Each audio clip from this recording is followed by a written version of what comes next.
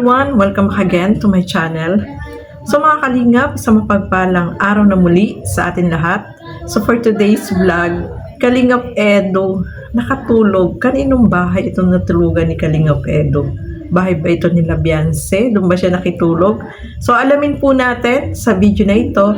Pero bago natin simulan yan, huwag niyo pong kakalimutang mag-subscribe. Val Santos Matubang, Kalingap Rob, Ate Edna Vlogs, at ang inyong lingkod, Gandang Emmy. At syempre, support po natin Kalingap Edo. So sa mga hindi pa po nakapag-subscribe, please subscribe and please hit the notification bell para lagi po kayong updated sa aking mga ina-upload na mga reaction video. So eto, alamin natin kanino nga ba nakitulog itong si Kalingap Edo. Tara, panoorin po natin ang video na ito. Nakatok masyado. Anong oras ka naman tutoy magising? Ay, Madali pa yata ang gigising ka nga. pwede dito makitulog. Dito sa bahay nyo. Pwede pa makitulog? Ha? Pwede? Masarap. Tumulog ka. Saan ang pwesto? Ay, job. Kaso wala akong dala ang banig. Dito? Latak ka ng kumot. Latag na ako. Aray ko, ang Kailan mo baba. paliwatang mataas ka. Baba ng ano mo, naumpog ako. Ay, titestingan ko muna. Matutulog muna ako ng mabilis. Mga 3 minutes. Maglapak ka ng kumot. Ay, grabe. Matulog muna tayo dito, Nay. Ay, kumot yan. Pagod po. Matutulog muna tayo kay Nanay Rosa. Dito po, natutulog. Nay, dito ako natutulog. Ay, kumot. So, ayan po, guys. House tour tayo kay Nanay Rosa. House tour. May mga nyug pa, oh. Nay, bet may mga nyug ditong katabi. Bigas yan. Ha? May mga nyug ka, oh.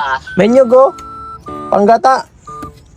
Yan, nasa timba. May panggata ka pa dito sa kasama. At tayo pa ditong nilado, oh. Ano? Mga nyug mong nilado. Pinili ko yung tutoy. Ay, binili mo to? City ang isa. Tapos, anong gagawin mo dito po? Panggata. City ang isang buo. Anong gagawin mo dito? Binili ko dun sa... Kukuprahin mo to? Puawin. Ah? Ay, ang gana puaw. Ay, grabe. Binili ko yan, yung na yan. Anong gagawin mo dito? Papanggata mo po, Nay? Ha? Papanggata? Matulog muna ako dito, ha? Mabilis lang. Break time muna at pagod ako sa biyahe, ay. Hindi kaya. Hindi talaga kaya. Nay, matutulog muna ako dito sa bahay niyo. Pagod. Ay. Nakaka-relax dito kahit ganito lang. Hindi mainit, no?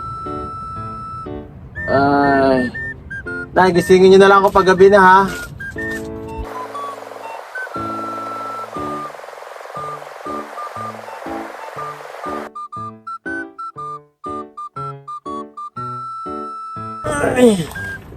Ay, grabe. Sarap. Matulog ako, grabe. Ang bihira. Nawala na si Nanay Rosa. Ang bihira yan.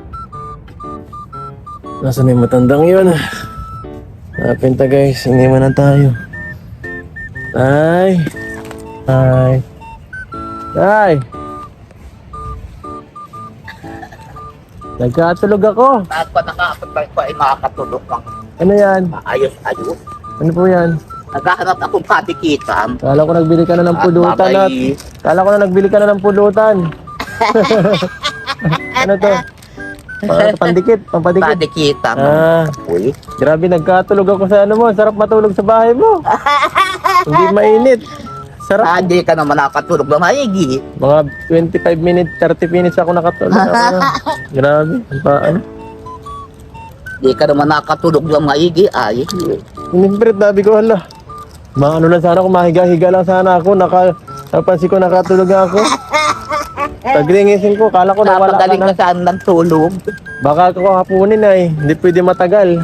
Napagod kasi ako, layo ng biyahe talaga dito. Mga alas 8 kalating oras kasi ay. Ayun na ako. Naidibangal ako dito ito. Libangan ka? Ano yan?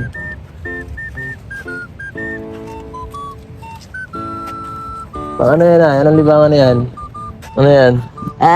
Hindi. Ano? Sige po, pahingin isa. Anong kindi ni? Ba't malangis?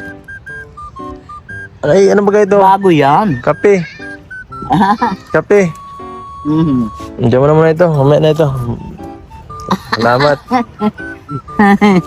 Saan kayo nagpunta kanina na nung tulog ako? Saan kayo nagpunta?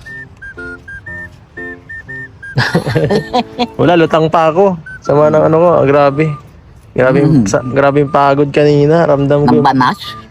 Nagpinagpawisan nga ako eh.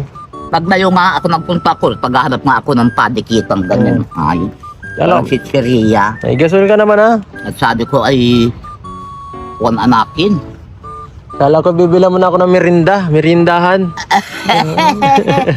Eh, magandal ka. Sige, wag na po. Maano na rin ako mamaya.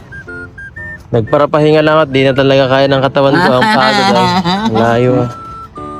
Bumagsak ako kanina. Hindi ko naasahan yun ah. So ayan mga kasukay, mga kalingap, no? Sa sobrang pagod ni Kalingap Edo ay humiga siya dun sa higaan ni Nanay Rosa at gusto niyang humiga kasi inaantok siya. So nakatulog pala talaga siya, mga kalingap, no? Sabi niya, akala niya yung parang hihiga-higa lang siya pero talagang sobrang naantok siya kaya nakatulog na po siya, mga kasukay, mga kalingap. Nakakatuwa si Nanay Rosa, no? Kasi itong si Kalingap Edo parang anak niya, no? At si Kalingap Edo naman, itong si Nanay Rosa, para siya yung nanay na yun. Sobrang masayahin itong matanda na to, no, mga kasukay, mga kalingap. Hinayaan niyang matulog itong si Kalingap Edo doon sa kanyang higaan, no. So sobrang pagod ni Kalingap Edo ay doon siya nakatulog. At sabi nga niya, akala niya mga 3 minutes, yung pala inabot siya ng 25 minutes na nakaidlip po siya. Sa sobrang pagod niya at sa layo ng lugar, kaya ayan, nakatulog po siya, nakaidlip siya. Ganun tayo minsan, di ba? Yung kapag sobrang antok na antok tayo, gusto natin kahit ilang minuto lang, ano lang yung antok natin, yung sobrang antok natin, mawala man lang. Especially kapag nagbibiyahe, no? Delikado naman kasi po yun, no? Kapag nagbibiyahe ka tapos inantok ka, kailangan talaga tumigil ka kahit saglit ay umidlip ka para mawala yung antok mo. Kasi kapag nagbibiyahe, sobrang mahirap po yun, no? Mahirap, alam nyo naman. Mamaya makaidlip ka, hindi mo na malaya, nagdadrive ka, di ba? So, tama lang yun na nakaidlip itong si Kalingap Edo para mawala yung kanyang antok kasi syempre magbabiyahe pa siya ng malayo. So ang nakakatuwa si Nanay Rosa kasi nandoon siya at yun nga, marami siyang kwento dito kay Kalingap Edo, di ba? Nakwento niya doon sa matanda daw na may na-rape nung lalaki, no? 80 years old yung matanda. So nakakatakot, no? Kaya sabi niya doon sa bahay niya, ang ginagawa niya kapag mga madaling yung gabing-gabi, yung hating gabi, sa kanya binubuksan yung kanyang solar. No, yung solar kasi maganda, maliwanag doon sa ano nila, dapat may isa pang solar na malakas ang ilaw para kitang-kita, no. At saka ang ginagawa pala niya, pinapatay niya yung ilaw tapos para hindi daw siya nasisilip doon sa loob ng bahay niya, no, mga kasukay, mga kalingap.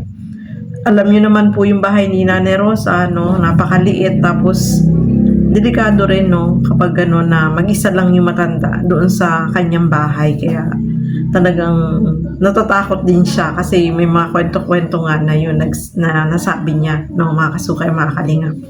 So pag nagbibisita dyan si Kalingap Edo, ang dami niyang kwento, sobrang nakakatuwa, no? Tapos masaya siya kapag nandyan si Kalingap Edo. Talagang yung turing niya dito kay Kalingap Edo ay para niyang anak din po, no, mga kasukay, mga kalingap. At kahit tayong nanonood sa kanya, no, natutuwa po tayo sa kanya kasi napakadami niyang kwento, marami siyang mga kinikwento. Kaya nakakaaliw siyang panoorin. Tapos yung pagtawa niya, nakakatuwa pong panoorin, mga kalingap. So, ayan. Muling binisita ni Kalingap Edo itong si Nanay Rosa. At ayan nga, nagkwentuhan sila dyan. At yun, inantok si Kalingap Edo dyan. Kaya nakaidlip po siya dyan sa bahay ni Nanay Rosa. Sabi niya, hindi niya ini-expect na makakatulog siya doon. O, di ba? So, ayan, maraming salamat po sa inyong panonood at lagi po natin suportahan Bal Santos Matubang, Kalingap Rob, at Edna Vlogs at syempre support po natin Kalingap Edo. Ang inyong lingkod, Gandang Emmy. Sa mga hindi pa po nakapag-subscribe, please subscribe and please hit the notification bell para lagi po kayong updated sa aking mga ina-upload na mga reaction video. So hanggang dito na lamang po muna. Keep safe everyone. Thank you for watching. Mabuhay po tayong lahat. Bye-bye!